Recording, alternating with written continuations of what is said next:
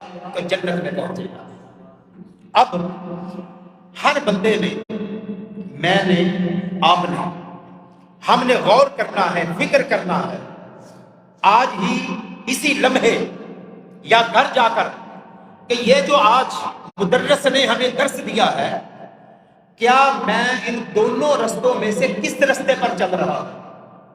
کیا پہلے رستے پر کہ میں دنیا میں آیا ہوں، اذان مجھ پہ اثر نہیں کرتی، سحری کا اٹھانا مجھ پہ اثر نہیں کرتا؟ کیا روزہ رکھ کر میں غیبت، چگلی، جھوٹ، بدبیانتی، خیانت اور دیگر عادات رذیلہ اور افعال شنیعہ کو نہیں چھوڑ رہا؟ کیا نماز کے لیے مسجد میں جاتا ہوں تو میرا دل نہیں لگتا؟ یہ ساری چیزیں بھی ہم نے سوچنی ہے۔ اور کیا ایسا ہے کہ میں اذان کا انتظار کرتا ہوں، فجر کے بعد ظہر کا، ظہر کے بعد عصر کا، عصر کے بعد مغرب کا، مغرب کے بعد عشاء کا؟ کیا ایک نماز کے بعد دوسرے کا انتظار کرتا ہوں؟ کیا مجھ سے میری ماں تنگ تو نہیں، میرا باپ تنگ تو نہیں، میرا پڑوسی مجھ سے تنگ تو نہیں؟ کیا وہ جو میرے اوپر لازمی چیزیں ہیں، کیا میں ان کے اوپر عمل کر رہا ہوں؟ اپنی ذمہ داری میں دوسروں کی طرح صرف حق مانگنے پر ہی زور دے رہا ہوں؟ کیونکہ آج کل یہ ایک طریقہ ہے کہ فرض کوئی ادا نہیں کرتا، حق ہر کوئی مانگتا ہے۔ کبھی وکیل حق لینے کے لیے احتجاج کرتے ہیں، کبھی کسان حق لینے کے لیے احتجاج کرتے ہیں، اور کبھی قلم چھوڑ ہڑتال کلر کرتے ہیں۔ ہر آدمی اپنا حق لینے کے لیے تو آگے بڑھتا ہے، لیکن اپنی ذمہ داری اور فرض ادا کرنے کے لیے کوئی آگے نہیں بڑھتا۔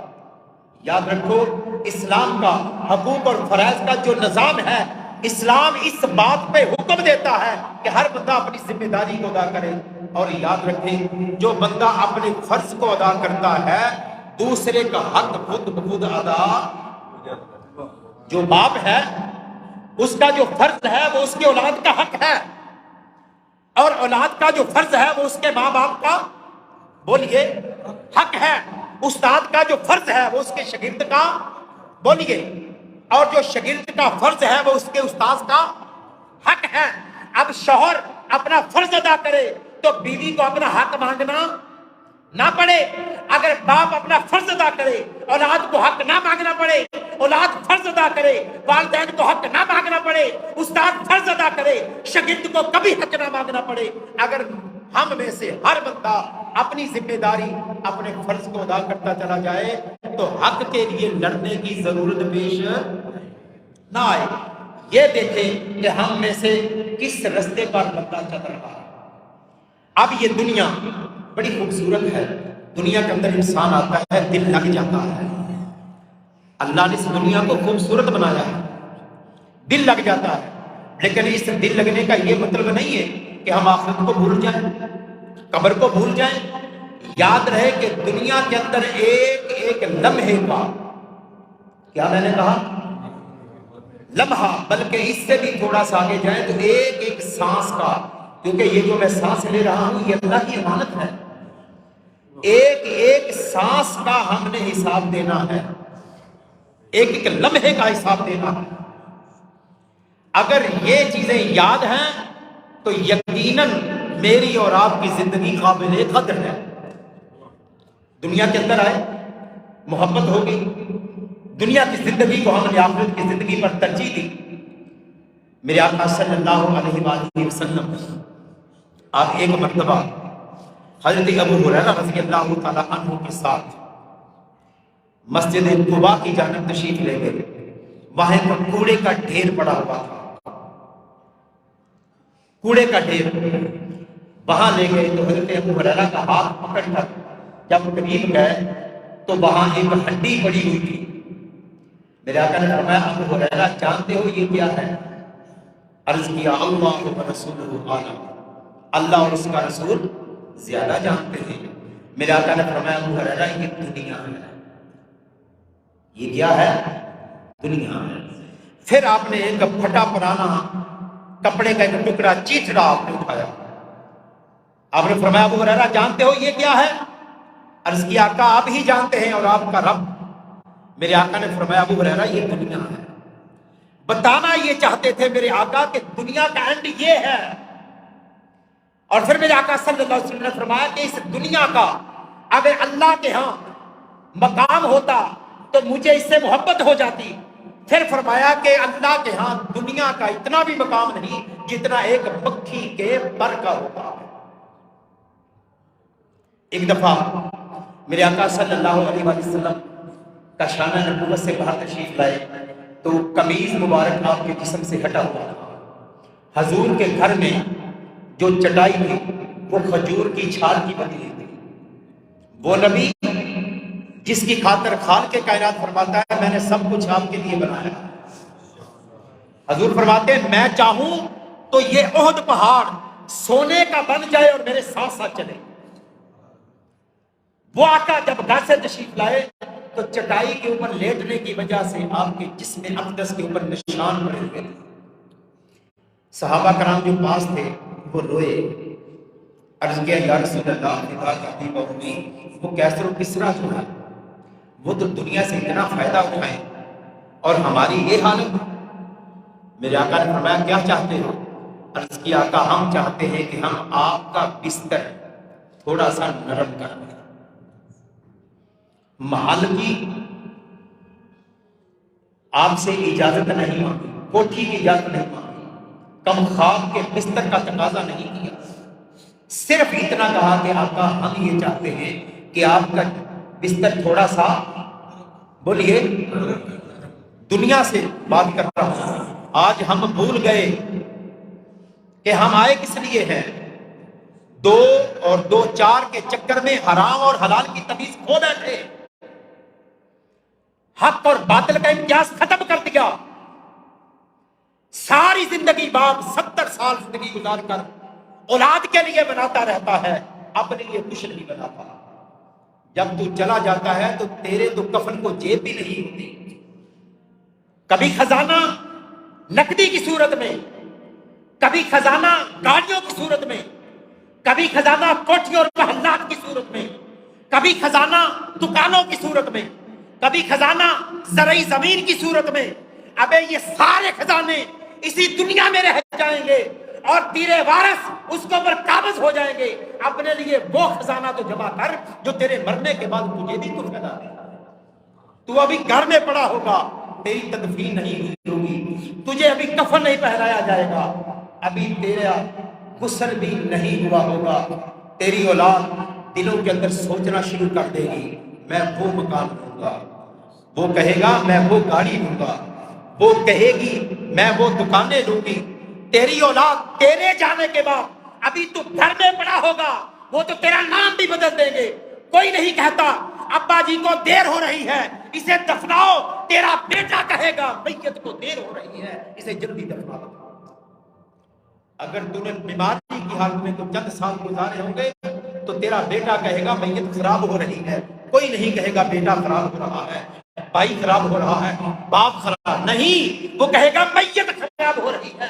ابھی تو گھر میں پڑا ہے اور وہ تیرا نام ہی بدل چکے ہیں، تو ان کے لیے 80 سال کی زندگی گزار گیا۔ اپنے لیے بھی تو کچھ سوچ، اپنے لیے بھی تو کوئی خزانہ جمع کر۔ یہ جو تو خزانے جمع کرتا رہا ہے اس کا فائدہ تیرے بعد میں آنے والے وارثوں کو ہے، مرنے کے بعد جو تجھے فائدہ ہے اس کے لیے بھی تو سوچ۔ بچہ پیدا ہوتا ہے میں انجینئر بناؤں گا، ڈاکٹر بناؤں گا، وکیل بناؤں گا، وہ کہ یہ چیزیں منع نہیں، لیکن بہت کم لوگ ہیں جو سوچتے ہیں کہ میں اپنے بیٹے کو حافظ قرآن بناؤں گا، عالم دین بناؤں گا، نمازی بناؤں گا۔ تیرا بچہ نمازی ہوگا، وہ مسجد میں آئے گا تو وہ نماز رب کی پڑھے گا اور کہے گا تیرے لیے ربنا اغفر لی ولوالدی۔ نمازی نعرہ رسالت، نعرہ رسالت، وہ نماز رب کی پڑھے گا، فرض ادا کرے گا، ذمہ داری اپنی اتارے گا، لیکن تیرے لیے وہ کہے گا ربنا اغفر لی ولوالدی، مولا مجھے بھی بخش اور میرے بولیے میرے والدین کو بھی بخش۔ اگر تو نے اسے نمازی نہ بنایا، اسے مسجد کا رستہ نہ دکھایا، اس کی تربیت دینی نہ کی، اسلامی نہ کی، اسے کسی مدرس کے پاس نہ بٹھایا تو وہ بچہ نہ نمازی ہوگا، نہ روزے دار ہوگا، نہ نیک ہوگا۔ جب وہ مسجد میں آئے گا ہی نہیں تو وہ تیرے لیے دعا بھی نہیں کرے گا۔ میرے آقا صلی اللہ علیہ وآلہ وسلم آپ نے فرمایا صحابہ کیا چاہتے ہو؟ عرض کیا آقا ہم یہ چاہتے ہیں کہ ہم آپ کا بستر نرم کر دیں۔ میرے آقا صلی اللہ علیہ وسلم نے ارشاد فرمایا سنو، میرے لیے یہ دنیا سوائے شجر سایہ دار کے کچھ نہیں ہے۔ شجر سایہ دار کے یعنی ایک مسافر چلتا ہے نا، اس کی منزل کہیں اور ہے، چل رہا ہے، رستے میں دیکھتا ہے کہ ایک درخت آ گیا، گھنی چھاؤں ہے، اس کے نیچے رکنے پر سکون ملتا ہے، ٹھنڈی چھاؤں ہے، تو وہ وہاں تھوڑی دیر کے لیے رک جاتا ہے کہ چلو گرمی بہت ہے، پسینہ آیا ہوا ہے، تھکا ہوا ہوں، تھوڑی دیر کے لیے سکون لے لوں، سستا وہ وہاں رک جاتا ہے۔ لیکن وہ مسافر ہمیشہ وہاں رکتا نہیں۔ اگر کوئی یہ سمجھے کہ میں یہاں اسی جگہ کے لیے بنایا گیا ہوں، یہی ٹھہر جاؤں، تو یہ عقل مندی نہیں ہے، کیونکہ اگر تو نہیں جائے گا تو یہ سایہ تیرا ساتھ چھوڑ جائے گا۔ سایہ ہمیشہ ایک جگہ پہ قائم نہیں، جیسے سورج چلتا ہے، اپنا سفر پورا کرتا ہے، سایہ اسی طرح اپنی جگہ چھوڑتا چلا جاتا ہے۔ فرمایا میں تو اس دنیا کے لیے تھوڑی دیر کے لیے، یہ حضور کا کس کے لیے مثال دی؟ ہمارے لیے، کہ لوگوں دنیا میں آئے ہو، دنیا میں ہمیشہ مت رہو، مت یہ سوچو کہ ہم نے ہمیشہ یہاں رہنا ہے۔ ہماری حالت تو یہ ہے کہ ہم جنازہ اٹھاتے ہیں، جاتے ہیں قبرستان کی طرف، جنازگاہ کی طرف، لیکن ہمارے دلوں میں ہوتا ہے اس چائے پائی کے اوپر سونا تو صرف اسی کا حق تھا، ہم نے نہیں سونا۔ کسی قریبی کے ساتھ قبرستان کی جاتے ہیں، وہاں دیکھتے ہیں کوئی چھوٹی، کوئی بڑی، کوئی پکی، کوئی کچی، کسی کے اوپر گنبد بنا ہوا ہے، کوئی بغیر گنبد کی قبریں ہیں، لیکن کبھی ہم نے یہ نہیں سوچا کہ آج اس کو ہم منو مٹی تلے دفن کر رہے ہیں، کل ہم بھی تو یہاں آ سکتے ہیں۔ قبر دیکھ کر بھی قبر کی یاد نہیں آتی، جنازہ پڑھتے ہوئے بھی مرنا یاد نہیں ہے، اور بلکہ بدقسمتی تو یہ ہے کہ اگلے دن ہم دعا کے لیے اس کے گھر میں جاتے ہیں، وہاں صفے بچھائی ہوتی ہیں، دریا بچھائی ہوتی ہیں، وہاں تعزیت کے لیے لوگ آئے ہوتے ہیں، لیکن شہر کے اندر دنیا جہاں کی اخبار وہاں رکھی ہوتی ہیں، اور گاؤں کے اندر حکا بکھا کر رکھا ہوتا ہے، بیٹھے ہوتے ہیں دعا کرنے کے لیے، مرنے والے کے لیے، لیکن دنیا جہاں کی سیاست پر تبصرہ ہوتا ہے، وہاں بھی ہمیں نہ قبر یاد، نہ آخرت، اور نہ ہی مرنا یاد ہوتا ہے۔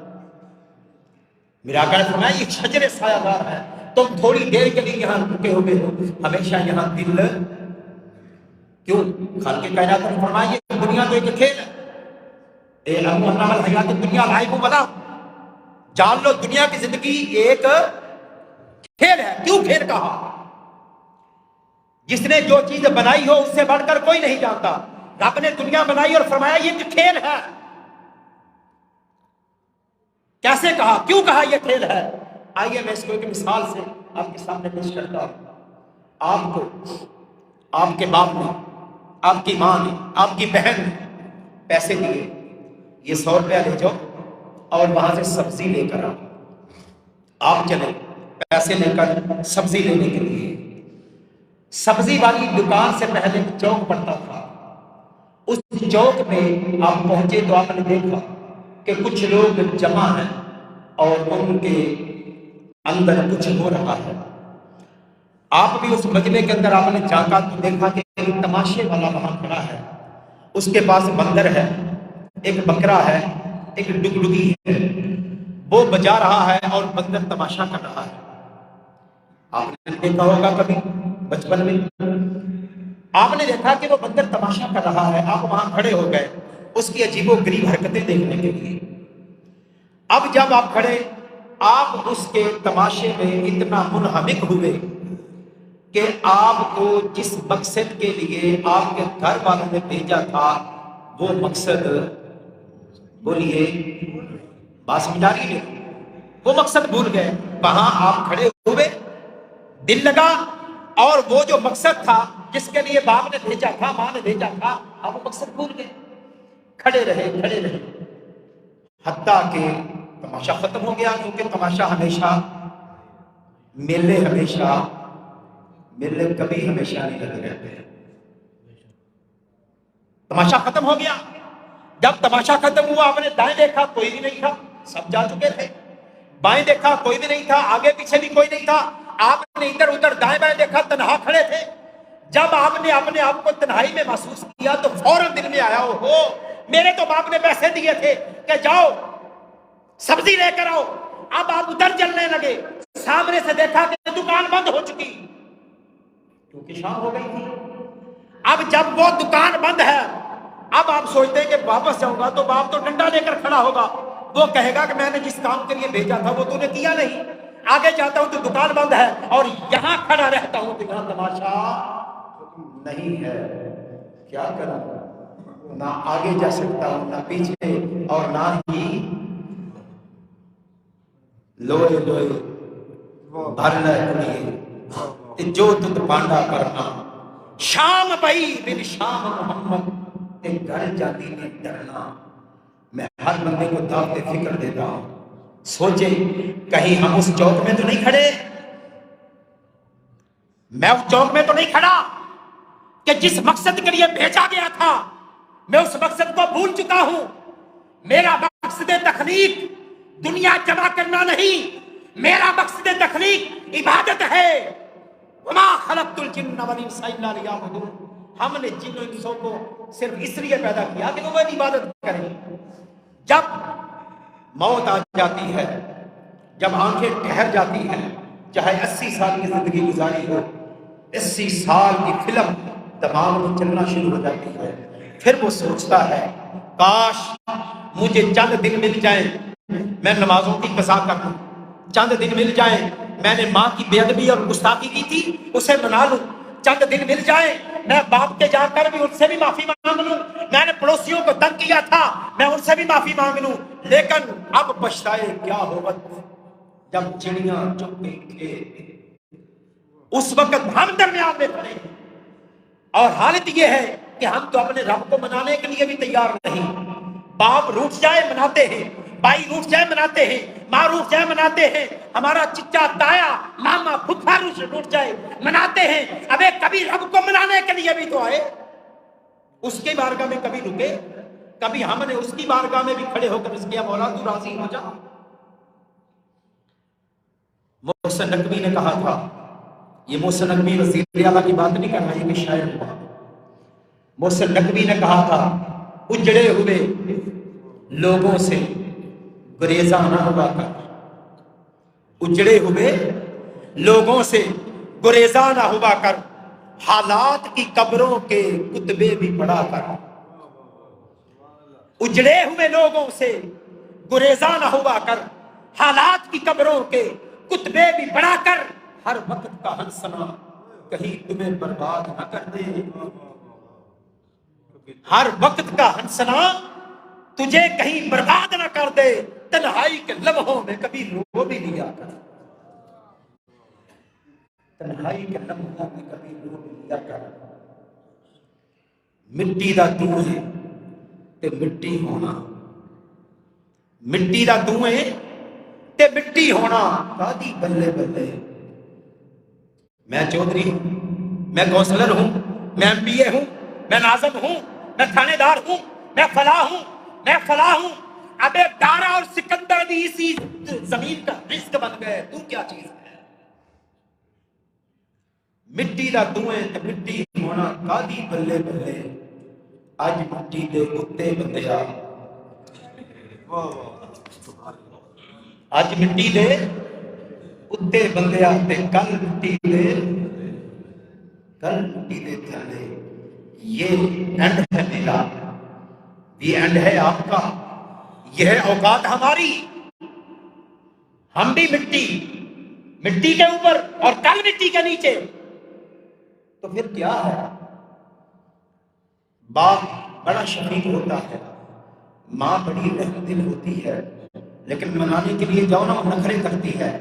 ادھر سے آؤ تو ادھر منہ کر لیتی ہے، ادھر سے آؤ تو ادھر منہ کر لیتی ہے. بھائی کے پاس جاؤ وہ سخت ہوتا ہے ذرا، کہتا چند دفعہ ہو. چچا تایا کے پاس جاؤ وہ بھی جھٹکیاں مارتا ہے، اور تھوڑا سا دور کے رشتے کے دار کے پاس جاؤ وہ اس سے بھی زیادہ جھٹکیاں مارتا ہے. کبھی رب کو منا کر دیکھو، کبھی اس کی بارگاہ میں آؤ، 70 سال کے بعد بھی جاؤ گے تو وہ یوں دامن پھیلائے گا، وہ کہے گا آ جا، میں تو کب سے انتظار میں ہوں، تو ہی دور تھا، میں تو تجھے گلے سے لگانے کے لیے تیار۔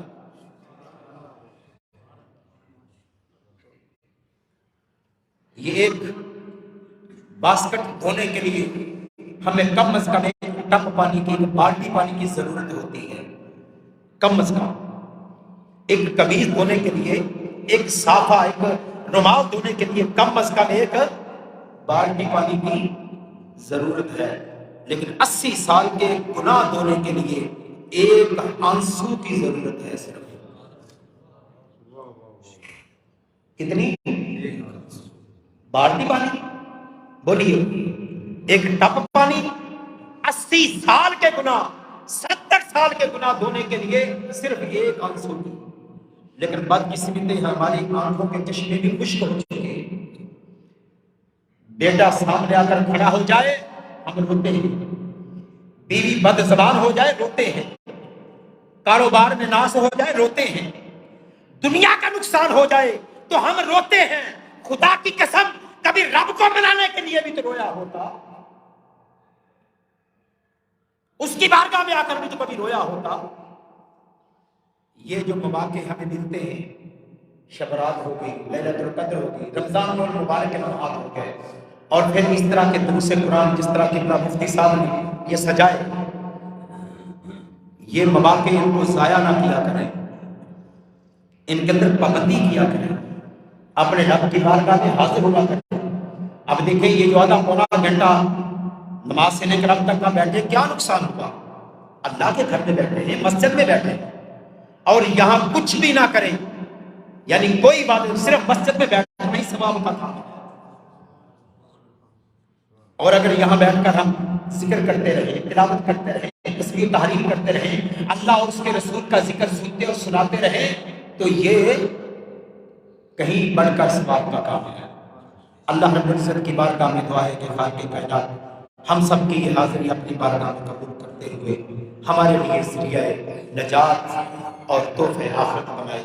آمین۔ وآخر دعوانا الحمدللہ رب العالمین۔